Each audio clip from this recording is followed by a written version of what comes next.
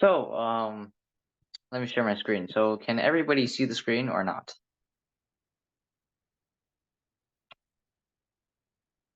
If you can see the screen, say yes in the chat. If you cannot see the screen, say no.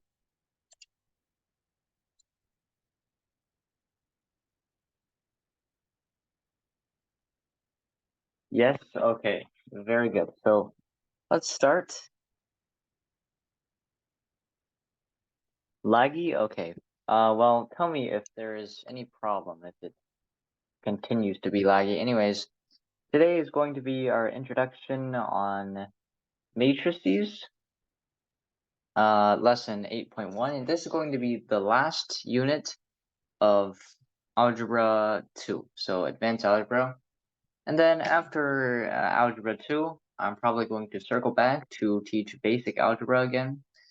So yeah, that's going to be like the last unit. Right. So now let's go over our schedule for today. Homework. We'll go over homework, which was over linear programming, intro to matrices, matrix operations, some problems, right? So anyways, let's start. A carpenter makes bookcases in two sizes, large and small. It takes 4 hours to make a large bookcase and 2 hours to make a small one. The profit on the large bookcase is 35 and the small bookcase is 20.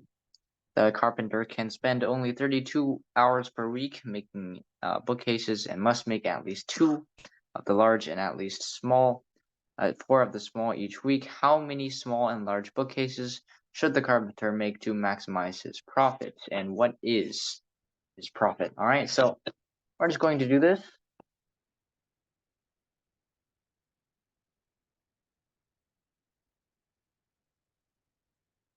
I'll give you a couple moments to do it. All right, and then I'll go over it.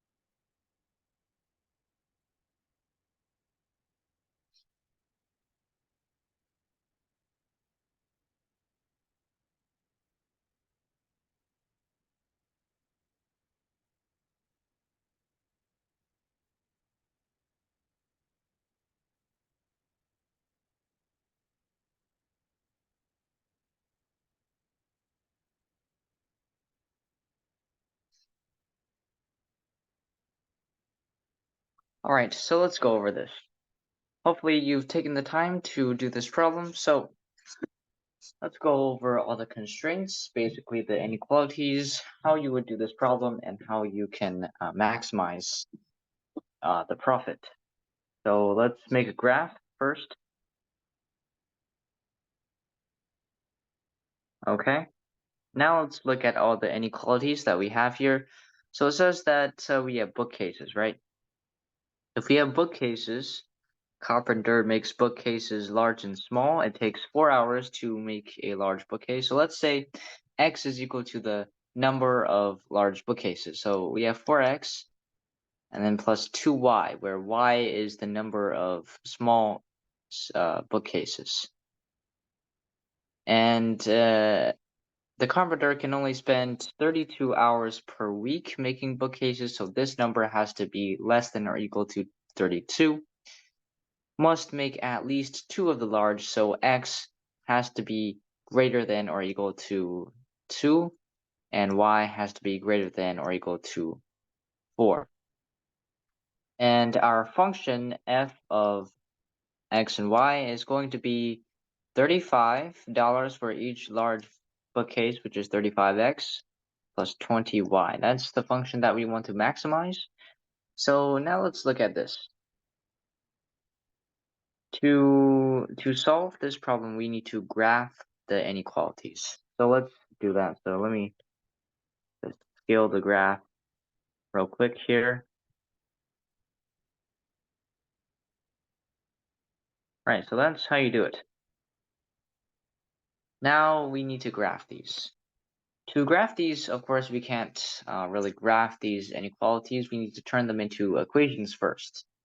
Right, so 4x plus 2y is equal to 32. That means x. The x-intercept, right? The x-intercept is just going to be 32 divided by 4. Since when the graph touches x, y has to be equal to 0. So it's just 4x is equal to 32, x is equal to 8, right? So we see here x is equal to 8, and each tick mark, let's say, represents 2. So it'd be around here, right? And the y-intercept for this first equation here would be 32 over 2, which is 16. That'd be at the 8th tick mark, since each tick mark is equal to 2. So we'd have something like this as a line. So let me just change my color first. Here, right? So a line, something like that. And then for our others, of course, this is pretty easy. X is equal to 2 is just going to be this line right here at the 2 tick mark, and then y is equal to 4 is just going to be everywhere where the y value is equal to 4. So now we need to, let me redo this line to make it straighter. Right, so now we need to look at where the bounded or unbounded feasible region is. So let's look here. So the first equation, y is going to be less than the line. So it's going to go inside here, and x has to be greater than this, right? Y has to be greater than 4. So obviously what we get here is this feasible region. Inside is this triangle. So that's our feasible region right there. And now to maximize this function, what we need to do is we need to look at the corner points. So we have a couple of corner points here, one here, and one here, right? So if we look at these, we can find the intercepts, well, where the intersections of these lines. To find the first corner point here, what you need to do is you need to find the intersection between the first equation and x is equal to 2. So we basically, since x is already given to us, we plug that in here. And of course, y is going to be equal to what? It's going to be equal to 12, right? So that's going to be equal to 12 since it's going to be 32 minus 8, which is 24, and we divide that by 2. So y is equal to 12. So this corner point is going to be 212 here, right? Okay. So that's one corner point.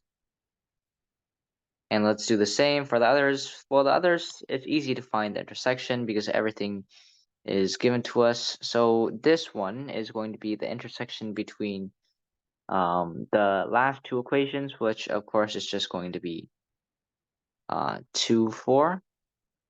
And the next one is the intersection between the first equation and the third equation. So 4x plus 8 is equal to 32. X is equal to 6, right? So this is going to be 6, 4 here. So we have our 3 corner points. Now, what we need to do is we just need to maximize this function based on these corner points. So f, we basically just plug them all in and see which one is bigger. F of 212 is going to be equal to 70 plus 240, which is equal to 310.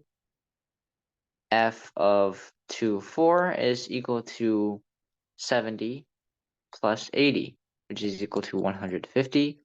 F of 6, 4 is going to be equal to, what is 35 times 6? 35 times 6 is going to be equal to 210, right? Plus 80 is equal to 290. So obviously, 310 is the biggest. So therefore, the maximum profit is $310. Let's write the solution right here. Solution $310, which is equal to 2 large and 12 small bookcases, right? Then you can maximize your profit for each week, okay? So that's how you do that problem. So let's do the next few problems similarly. A manufacturing company makes two types of water skis, a trick ski and a regular ski, and it gives us a couple of constraints. So I'm going to give you a couple moments to look over this problem, and then we'll do it. Right.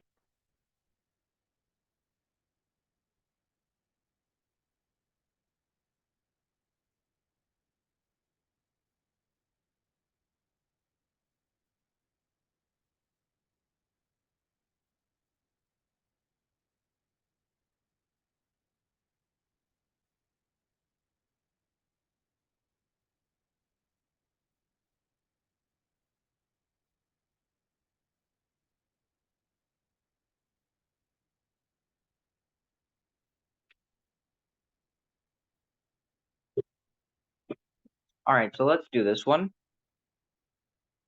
A manufacturing company makes two types of water skis, a trick ski and a regular ski. The fabricating department takes 6 hours for each trick ski. Finishing department takes 1 hour.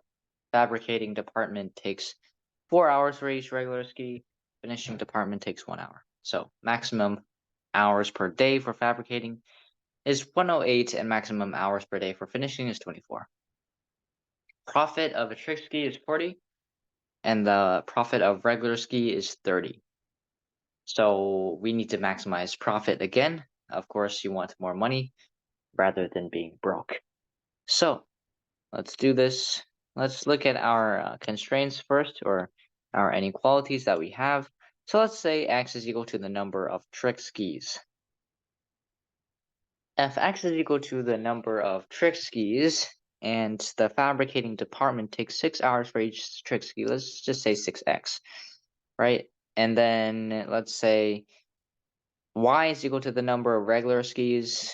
Fabricating takes 4 hours for each regular ski, so that's 4y, and that cannot, the hours for that cannot exceed 108, since that's the maximum hours per day. We do the same for finishing, so that's 1 hour for a trick ski, right?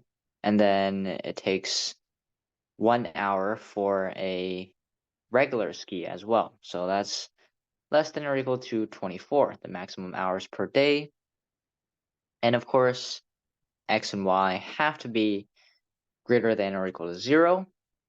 The function that we are trying to maximize here is going to be the profit of a trick ski plus the profit of a regular ski, so something like that.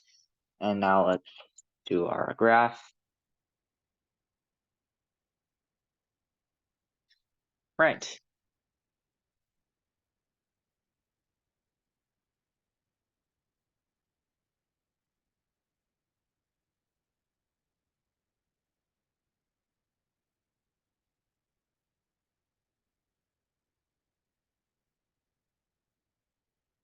We don't need to be entirely accurate, but yeah, that's about it. Let's say that each tick mark is about like 2. So the x-intercept of the first equation is 108 divided by 6. Obviously, that's going to be 18, right? So that's going to be at the 9th tick mark. 1, 2, 3, 4, 5, 6, 7, 8, 9 here. That's the x-intercept of the first one, and 108 divided by 4 is the y-intercept of the second one. So that's going to be 27. Basically, the 13 tick mark plus a little bit more. So 1, 2, 3, 4, 5, 6, 7, 8, 9, 10, 11, 12, 13. It's going to be like in between these two. Right. So that's basically our line, how we do it. Let's do that. Right. Okay. And we have something else here. Let me actually change colors so we can tell them apart. So for our next line, both the x-intercepts and the y-intercepts is going to be equal to 12. So, well, at the 12th tick mark, it's going to be equal to 24. So at the 12th tick mark is 1, 2, 3, 4, 5, 6, 7, 8, 9, 10, 11, 12 is here. All right, 1, 2, 3, 4, 5, 6, 7, 8, 9, 10, 11, 12 is here. So it's the slope is just going to be -1 here. That's our line, and yeah, I think those are the only two constraints that we actually have, right? So since those are the only two constraints, now we can see what we have here. So in the first equation, well, inequality, y is less than the line. So that's going to be the blue line here, and it's going to go down.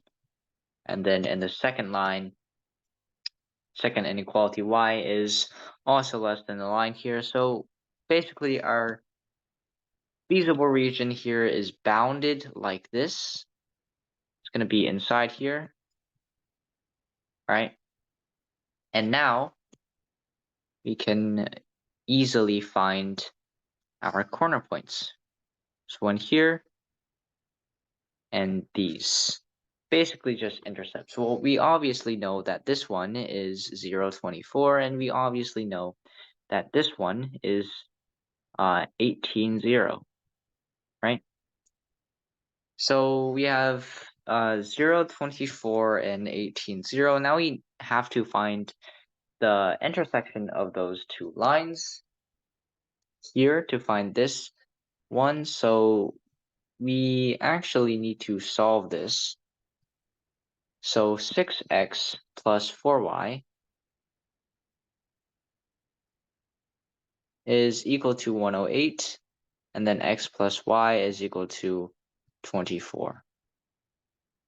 So why don't we multiply the second equation by 4 and then subtract it from the first equation. So essentially we get 2x is equal to, what is 24 times 4 is 96. So 108 minus 96 is 12, right? So x is equal to 6, and then y is going to be equal to 18. Right? So that's our third corner point here, and now we can start maximizing our profit. So let's look at the function here. And then we just plug in x and y values. So let's just start with 0, 24. That's going to be equal to 0 plus 24 times 30, which is going to be 720. So total profit is 720 per day. And we do f of 6 and 18. Then we have 40 times 6, which is 240, and then 3 times 18, 30 times 18, which is equal to 540, right? So 540 plus 240 is going to be equal to 780, so a little bit higher than last time. And we also have f of 18, 0, which obviously is not going to be very high. So 40 times 18 is 720, plus 0 times 30 is 0, is equal to 720. So obviously the highest one is this one. So our solution here is the maximized profit is $700 per day, and that's going to be well, no, not 720. It's 780 actually. And that's going to be 6 trick skis and 18 regular skis. All right, manufactured per day, that's going to give you the maximized profit. So that's how we do some linear programming. We have one last one, which we already have all the constraints. So I'm just going to do this real quick. So we have, let's just change the numbers since they're a bit big. So let's just change this to 6, not 60. I think that was a typo in the first place, or not. I don't know. But working with big numbers really isn't necessary. It's just an exercise to get you more comfortable. So we're going to have the graph x plus 3y is equal to 6. So let me just scale the graph. Right? So x and y, of course, are positive. So we only have the first quadrant here. And then 3 plus 3y, x plus 3y is the intercept is going to be equal to 6. So 1, 2, 3, 4, 5, 6 is here, and then the y-intercept is 2. So here we go. That's our line. Right. So the x-intercept for the next equation is going to be equal to 10, right? So 4, 5, 6, 7, 8, 9, 10 is here. 3, 4, 5, 6, 7, 8, 9, 10 is here. So we have two lines like this. And then finally, see the next one is x minus x minus y is equal to 0. So basically, both the x and the y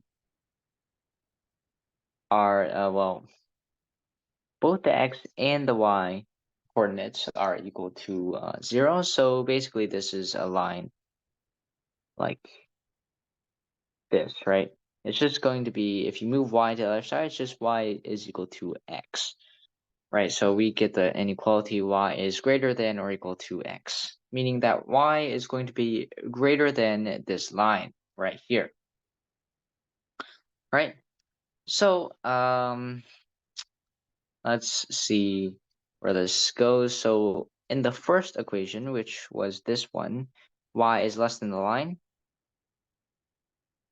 Okay, in the second equation, y is greater than the line.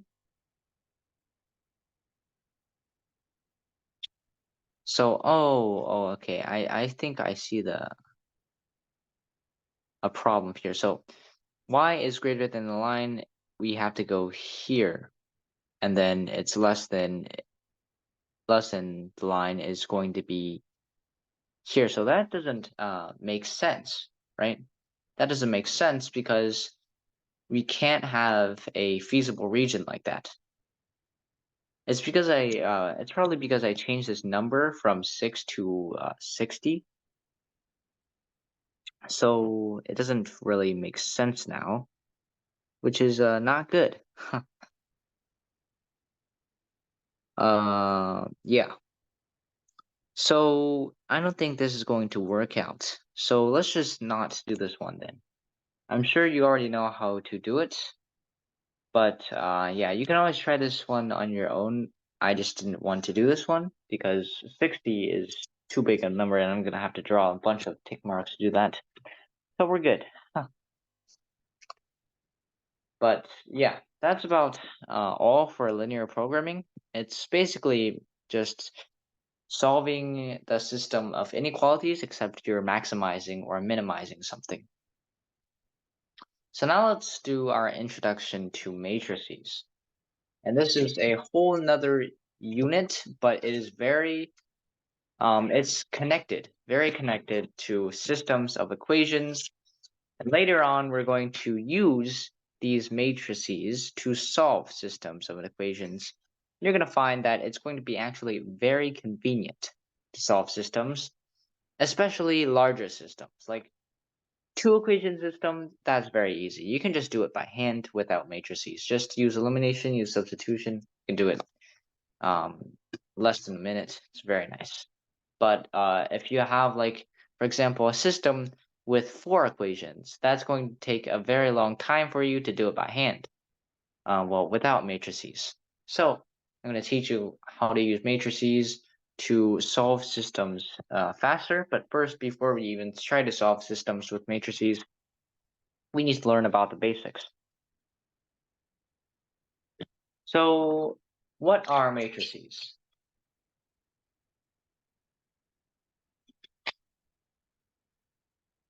A matrix is a rectangular array of numbers written with brackets, right? So it's basically rectangular number array. And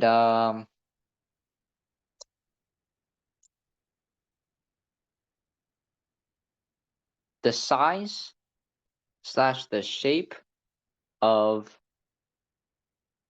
a matrix with m rows and n columns is m times n, right? That's the shape of the matrix. So what does a matrix what does a matrix look like? So let's give a couple examples. Let's say -2, 4, 3, 5, 6, and -1, right? To find the size and the shape of the matrix, we need to look at the rows and the columns. So we have 2 rows, right here and here. That's 2 rows, and then 3 columns. Right, so that's a 2 by 3 matrix, right? We have 5, -3, 2, 4, 2, 7, -109. All right, that's going to be a 3 by 3 matrix, right? Since there's 3 rows and 3 columns. And finally, if we have something like 5, 2, and 1, we have 3 rows and 1 column. It's going to be important that you know the shape of the matrix later when we do matrix operations. So let's look at a couple of special matrices and also some parts of a matrix that are notable, right? So features of a matrix, each element of a matrix, an element is a number in the matrix. And that's just going to be like, if you have a matrix full of 2's, this is an element, right? And how are elements denoted? The position of an element of a matrix is noted EIJ, where E is its row and J is its column. So let's look at that. EIJ. E basically stands for element, and I is the row, and J is the column. So let's look at a matrix here. Let's say this is a 2 by 2 matrix. So this is row 1, row 2, column 1, and column 2. So in the first spot here, E is in the first row, so it's going to be 1, and then in the first column, so it's going to be 1 again. E is in the first row, 1, and then in the second column is 2, so this is E to 1 and E to 2, 2, right? So that's how elements work. We'll refer back to that later when we have some theorems. Now let's look at what a principal diagonal is.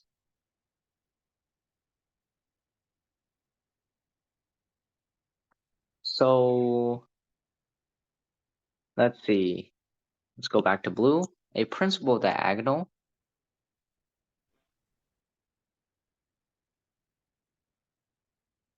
consists of elements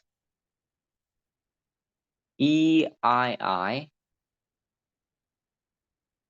where I is equal to 1, 2, to n, right? Basically, the number of columns, or, well, the principal diagonal has to be in a square matrix, which we'll talk about later. So let's look here. This is what it would look like. So let's say we have a 3 by 3 matrix. So x, x, x, x, x, x, x, x, x. So right here. And the principal diagonal would basically be this. This is the principal diagonal. All right, that's going to be important later on when we learn about some theorems. So we also have something called the identity matrix.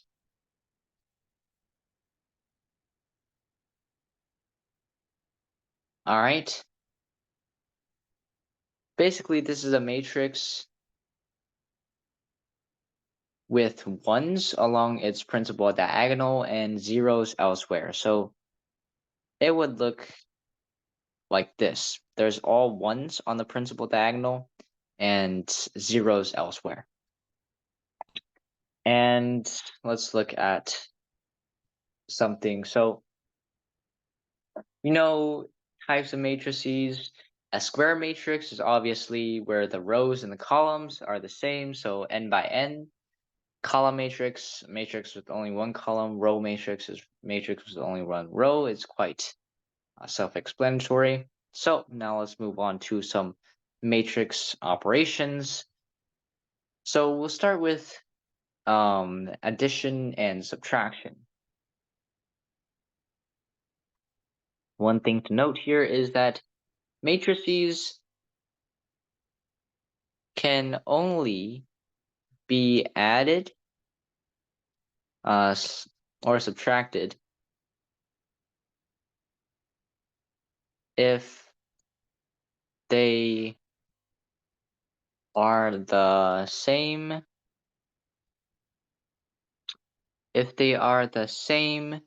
size, right? So if you add a 2 by 2 matrix with a 3 by 2 matrix, that doesn't work. since they're not the same size, right? This does not work, right? But if you add a 1 by 3 matrix with a 1 by 3 matrix, it does work, right? This is good, okay? So let's look at some examples here. 2, -3, 0, 1, 2, -5, plus 3, 1, 2, -3, 2, 5.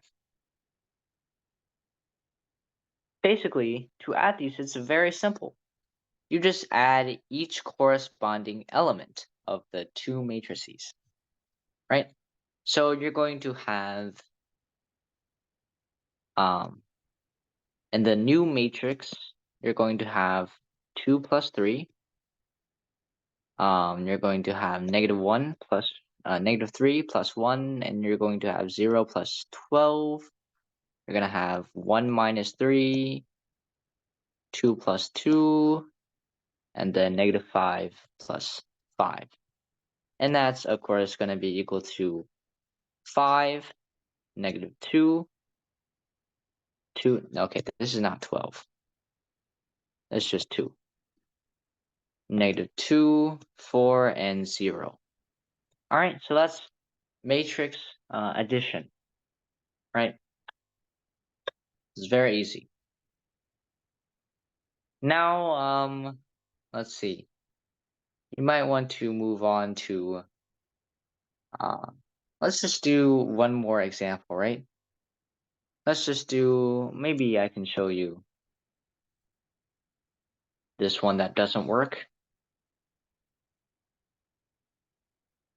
If you have 2, 1, 4, 3, 2, -5, plus 0, 2, -3, 5, -1, 4. This does not work. See how the sizes and the shapes are different, right? So you can't add corresponding elements because there are no corresponding elements, right? So now let's move on to some multiplication, right? So multiplication, we have, let's talk about some multiplication called scalar multiplication, right?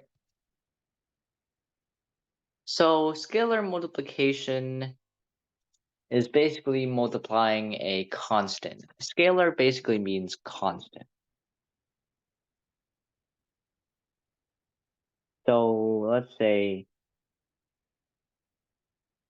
A is the scalar, and we're multiplying it, this to a matrix, E11, E12, E21, E22. So these are the elements. Multiplying constant, well, you're just multiplying every element. It's not that hard, right? That's scalar multiplication. So now let's go over actual matrix multiplication, which is going to be a lot harder, a lot more confusing. So, let me get a drink of water first.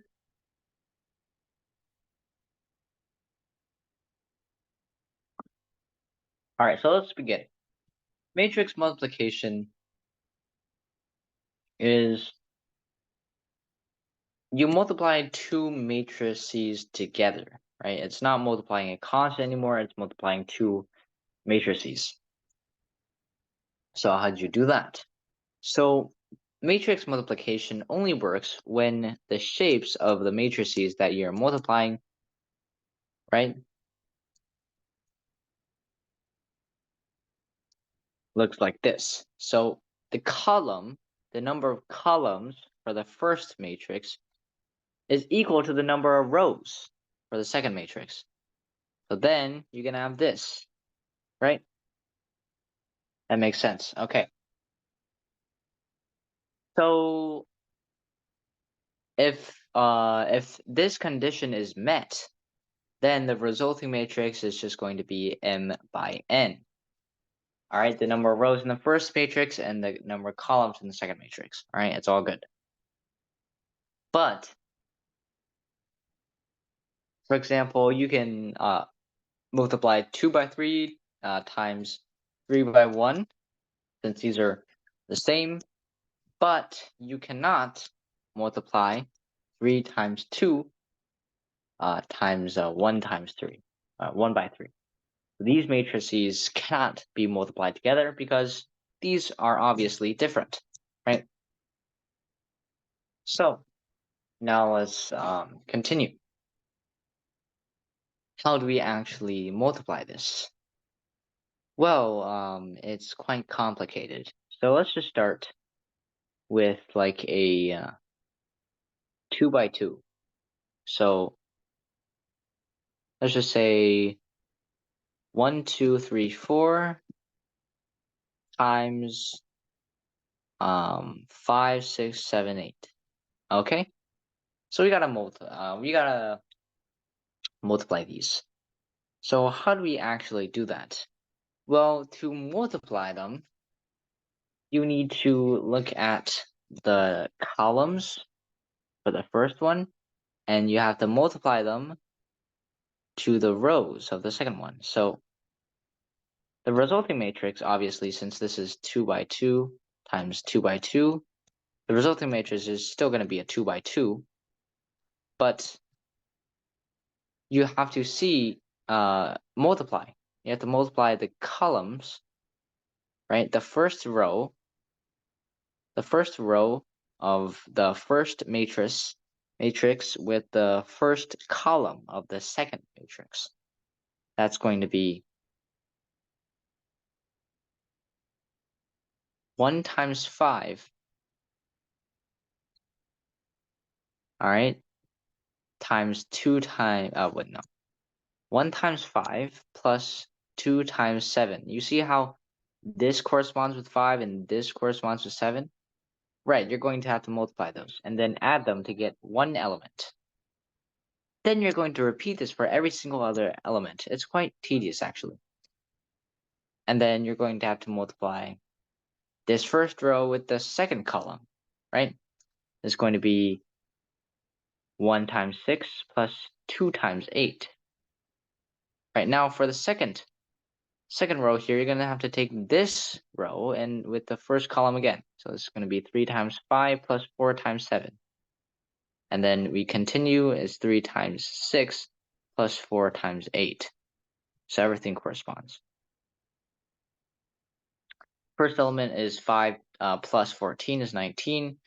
Second one is 6 plus 16 is 22. Next one is 15 plus 28. That is 33. No, that is 43.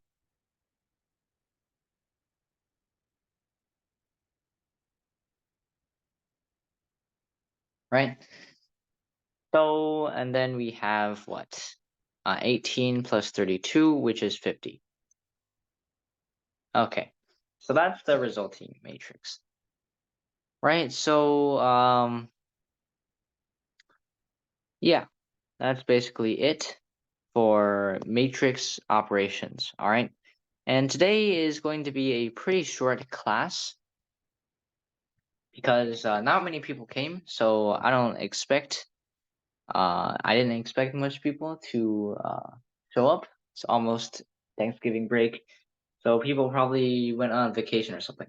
But I'll record this lesson is recorded, and I'll put this on the Google Classroom so everybody can review this later on. So that's it for today, and I'll see you next week.